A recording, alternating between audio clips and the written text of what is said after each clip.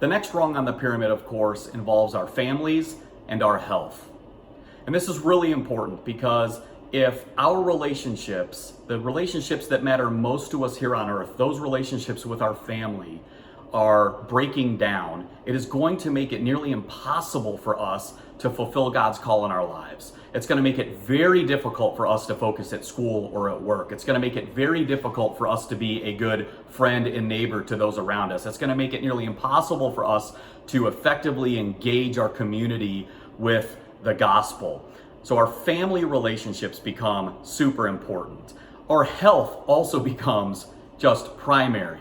I think it's obvious today that anxiety is at an all-time high, stress seems to be at an all-time high. So when we say health here, we're talking about physical health, emotional health, mental health. And so we need to help our students think through, how am I doing as a family member? Am I prioritizing time with my family properly? And as parents and as leaders, we need to help them do that. In fact, we need to do most of that for them, quite frankly. In our family, dinner was the way we did that and continue to do it.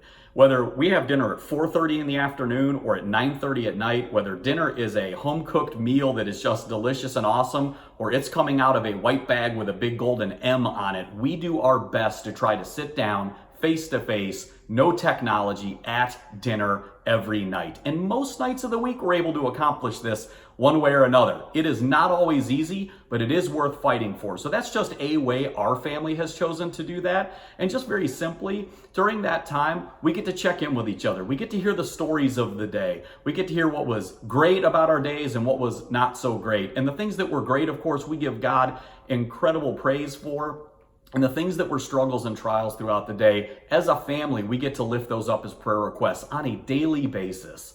When it comes to our health, I think that it's clearly the case we are going to be better worshipers of God. We are going to be able to be better used by God if we are in great physical, mental, and emotional health. And there's so many things that we can do in order to flourish in the area of health in our lives. And so it's got to become just primary for us, second only to our relationship with God.